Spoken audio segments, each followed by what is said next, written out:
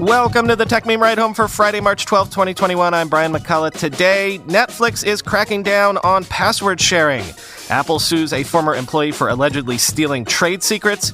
Masa Son is back, baby. I guess we have to watch ads on our $1,500 smart TVs now. And of course, the weekend long read suggestions. Here's what you missed today in the world of tech.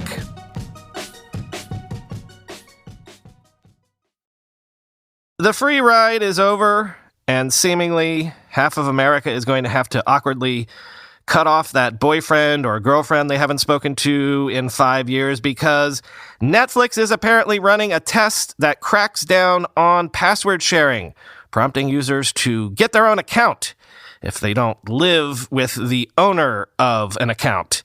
Quoting the Streamable. In the prompt, customers are told that if you don't live with the owner of this account, you need your own account to keep watching. In order to continue, they need to verify the account with an email or text code or create a new account within a 30-day free trial. We've heard the test right now is only on TV devices. A Netflix spokesperson told the Streamable, quote, "This test is designed to help ensure that people using Netflix accounts are authorized to do so. It isn't clear if users in the test all need to be on the same IP address to be considered in the same household. According to Netflix terms, an account can only be shared with members of your household. Quote, the Netflix service and any content viewed through our service are for your personal and non-commercial use only and may not be shared with individuals beyond your household, end quote. Until now, Netflix has not done anything to police this except set limits on simultaneous streaming.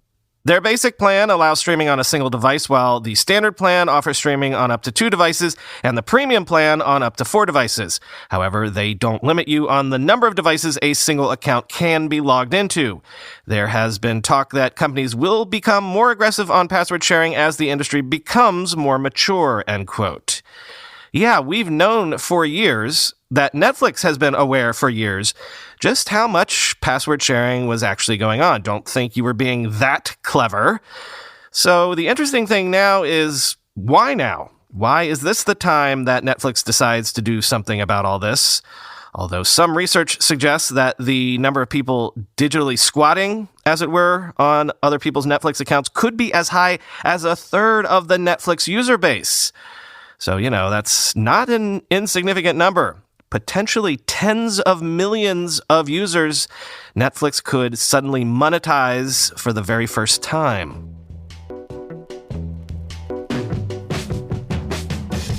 Apple is suing its former materials lead, Simon Lancaster, for allegedly stealing trade secrets and leaking them to a tech reporter. Quoting 9to5Mac. As first reported by Apple Insider, the court document detailing the lawsuit was made public on Thursday.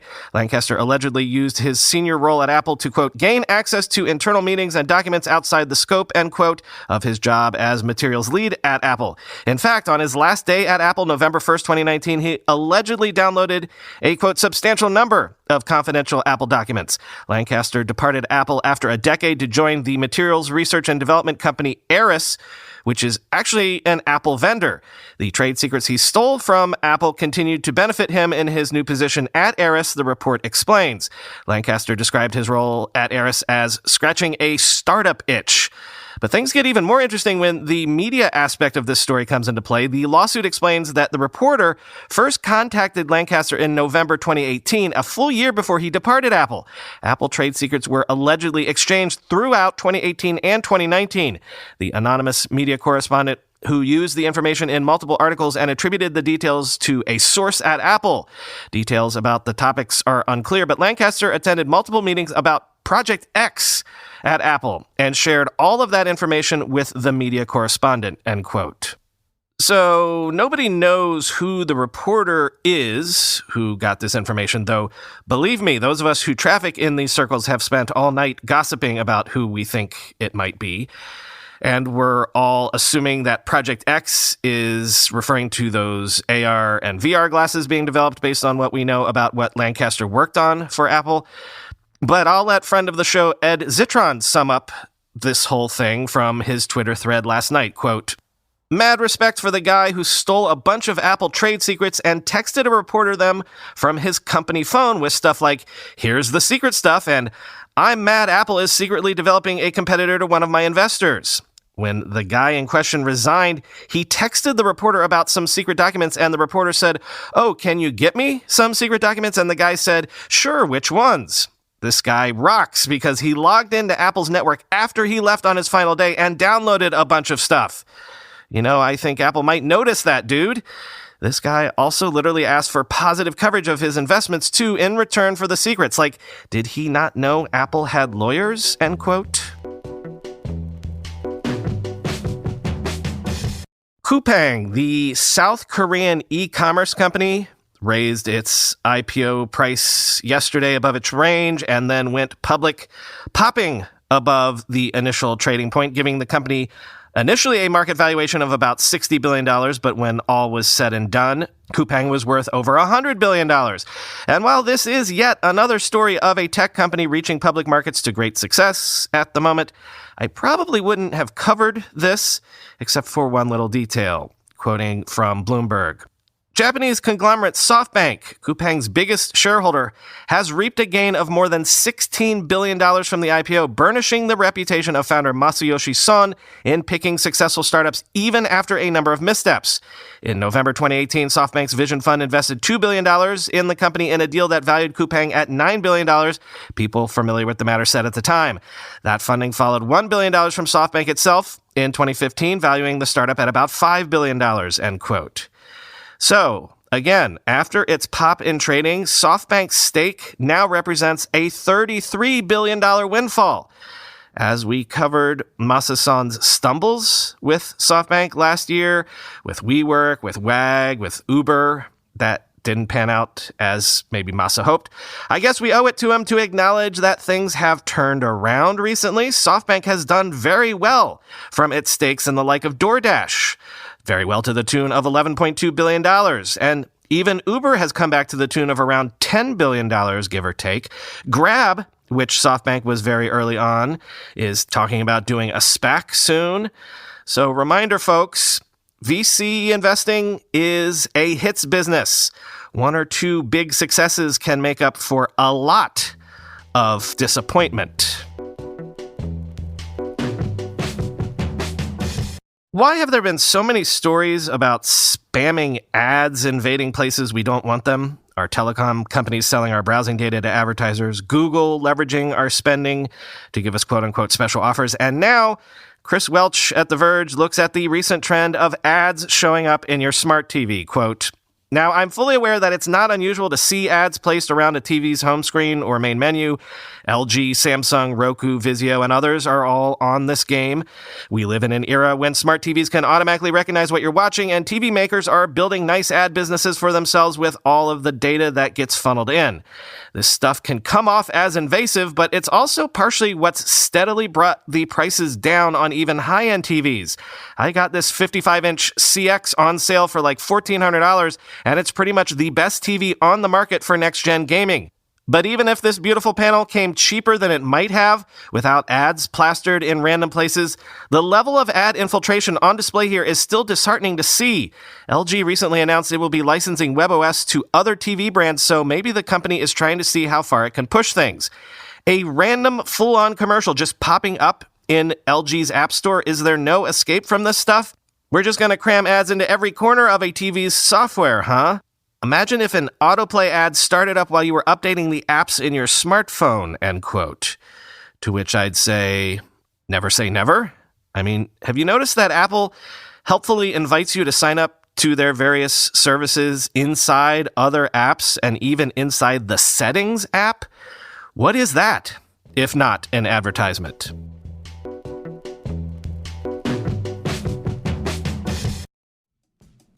I told you about Editor X not too long ago, the design platform built specifically for designers and agencies where you can create complex sites while feeling like you're working on a visual design software platform. Editor X is a wide workspace where you get total CSS control powered by smooth drag and drop. The canvas is so intuitive it feels like a physical space where you can move things around as you want. You can create custom breakpoints to build unique web experiences for every screen size. You'll get total accuracy over responsive sizing units and docking to give you you developer-level control in a designer's world. Combined with all of this, Editor X has a massive range of integrated business solutions, so your sites will not only be works of art, they'll serve the needs of any type of business. Now, picture a hassle-free client handover. With Editor X's code-free CMS, your clients can update site content behind the scenes without messing up your design. Finally, imagine an efficient workflow and collaboration process. With Editor X's recently launched shareable design libraries plus other exciting new features coming soon, you and your team can work more effectively together. I can talk about this all day, but you should really go see it for yourself at editorx.com and discover the new standard in web design, editorx.com. If building software is your passion, then you're going to love ThoughtWorks Technology Podcast. It's a podcast for techies by techies. Their team of experienced technologists take a deep dive into a tech topic that's piqued their interest. It could be how machine learning is being used in astrophysics, or maybe how to succeed at continuous delivery. They're always coming across fascinating ways technology is advancing and love to share what they learn. Whatever the topic, the discussions are always lively, informative, and opinionated. The team of co-hosts are experienced technologists from across ThoughtWorks and include ThoughtWorks CTO Dr. Rebecca Parsons and renowned writer and speaker Neil Ford. Past guests have included eminent technologists such as Martin Fowler, Mark Richards, and Dana Boyd. The episode I just listened to was an explainer on extended reality, which is a blending of AR and VR, sort of along the lines of what we've been talking about on this show recently. So whether you want to broaden your knowledge on a specific topic or just want to immerse yourself in the world of tech, ThoughtWorks Technology Podcast has something for you. To find out more, just search for ThoughtWorks Technology Podcast on your podcast platform of choice, and make sure you subscribe. Time for the weekend long read suggestions, and first up, a couple of interviews that people have been discussing all this week. The first was in an interview that friend of the show, Noah Smith, who you'll recall we did a recent weekend bonus episode with, an interview he did with Stripe co-founder Patrick Collison. Patrick has a reputation for being a prodigious intellect. He founded Stripe when he was 22 years old, you'll recall. But this interview, which, since Noah is an economist and is therefore interested in any number of big issues, ranges among a number of fascinating topics, really highlights why Patrick has this reputation for being a brainiac. Like, dude knows a lot about a lot. For example, in the middle of this interview, Patrick just lays down the best description of the innovation roadmap for the entire tech industry over the next 10 years that I've heard anywhere. Quote, "In terms of what the world needs, improvements in medical technology are probably still number one. Climate change mitigation technology, cleaner energy generation, and CO2 sequestration, and so on, is also quite high up. More broadly, we need to make all of the things that you and I enjoy every day cheap and efficient enough for billions more people to afford, with safety and security high on that list. But need is a tough framing. There's obviously so much stuff that would be fabulously valuable, and it's hard to predict the magnitude of the impact up front. Besides the obvious diseases, better cures for depression and mental illness and other psychiatric conditions would be hugely beneficial. $100 robotic surgeries, a machine for cheaply manufacturing arbitrary food, a 3D printer for nourishment into which you just insert elemental ink cartridges, and not just for replicating already existing foods. The possible design space is very large.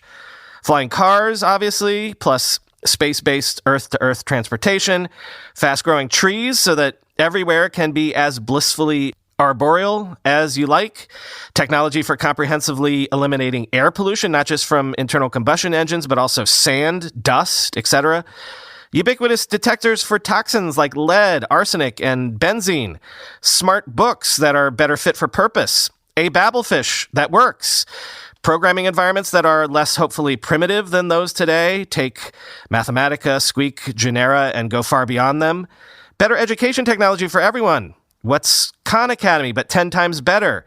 Too cheap to meter water desalination, batteries with so much energy density that they need never be recharged, nanotechnology, self-repairing wood, flexible glass, translucent steel, quantum computers that accurately simulate physical chemistry, completely new kinds of matter, better catalysts for all major existing chemical processes, end quote. So basically, there you have it. Make a successful company out of any one of those areas mentioned, and you can probably have a $1 trillion company in a couple decades. These are the things technologists will be working on for the next few years, laid out for you for free. And then over at The Verge, Nilay spoke to Keyvan Beykpour, Twitter's head of consumer product, about all the things that Twitter has been doing lately, and also why they're suddenly doing all the things all of a sudden. There are a lot of tea leaves to read in this one, like I noticed how Keyvan was careful to tiptoe past any criticism of Apple's App Store tax. We're in an environment now where when someone elects not to pick a fight, it's probably more interesting because it makes you wonder why. Could an Apple acquisition of Twitter be possible in this regulatory environment? Just leaving that there for now. Anyway, quote, fast forward to about a year ago, we really started investing in audio and thinking about how we can enable audio as a new form factor for conversations on Twitter.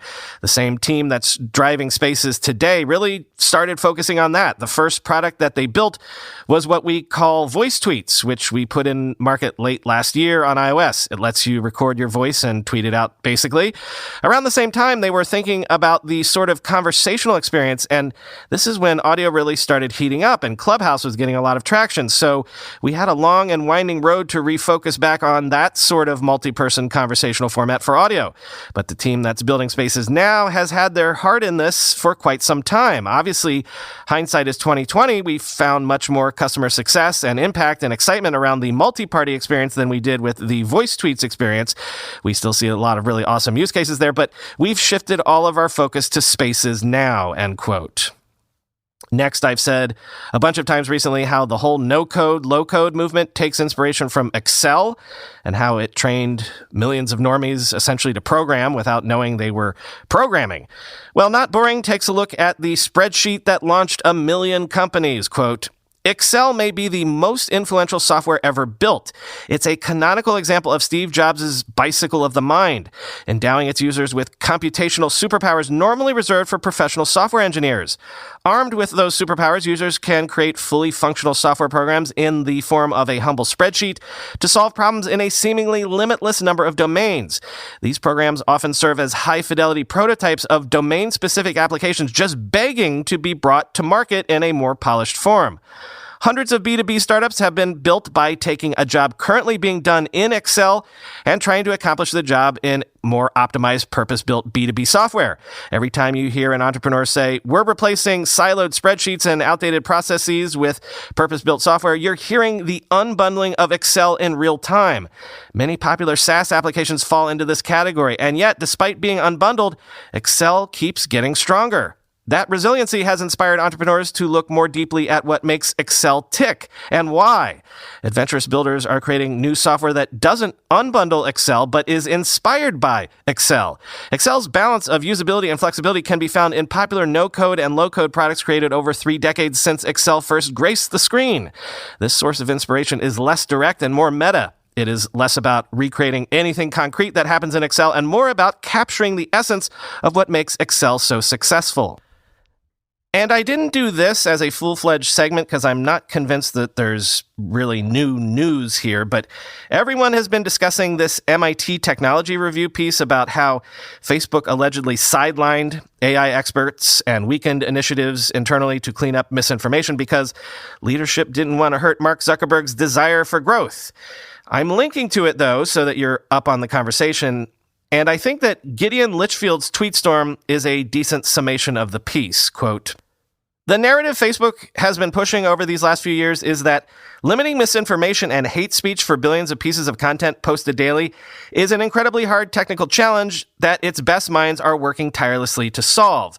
What Karen Howe figured out over months of reporting is that this narrative is both true and false.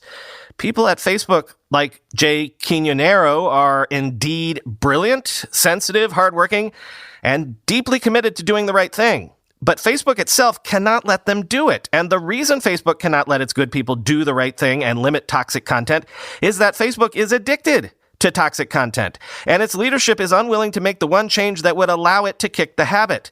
Facebook has built content moderation systems to try to filter out the worst misinformation and hate, but those systems are in a losing battle with the content recommendation algorithms that promote the stuff that doesn't get caught by the filters, end quote.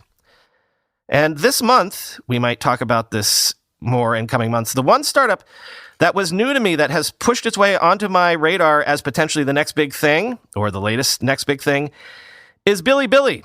What is Bilibili? Well, see, I didn't know either. So here's a great explainer intro piece from the South China Morning Post. How a Chinese site dedicated to the anime subculture grew up with its Gen Z users to become a mainstream success. Quote, since launching in 2009, Bilibili has grown into one of the most recognizable names in video streaming in China.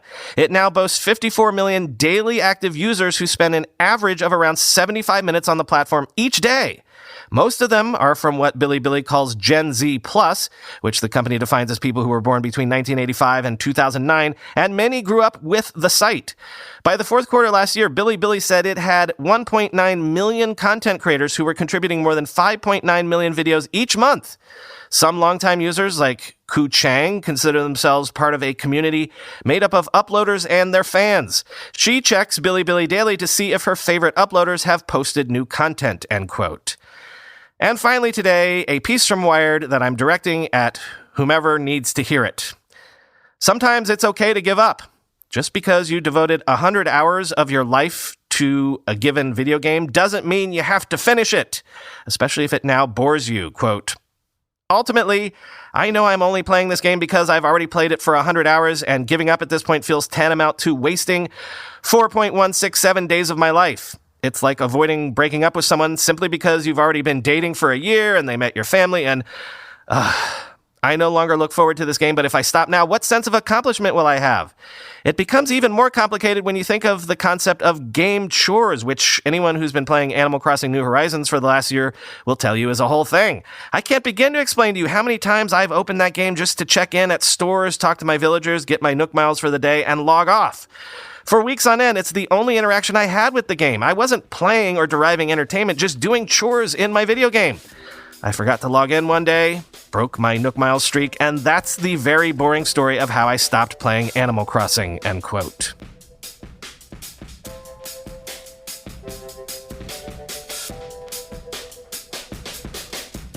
No weekend bonus episode this weekend at all. Sorry, I just need one weekend off. But also, I'm going to use this weekend to finalize the writing of the first Elon Musk miniseries episode. Never fear, especially you Ride Home Plus subscribers, the next Interesting Rays episode is in the works for next weekend. And for the weekend after that, we're going to have the next Office Hours episode, this time with Chris Fralick of First Round Capital. He's the guy that led First Round's investment in Roblox, so we're definitely going to hear some of the story behind that.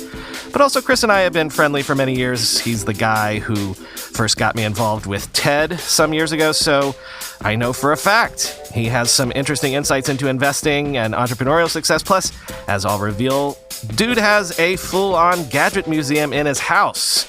You'll hear, I'll explain. Also, we've got another regular bonus episode interview in the pipeline as well. Talk to y'all on Monday.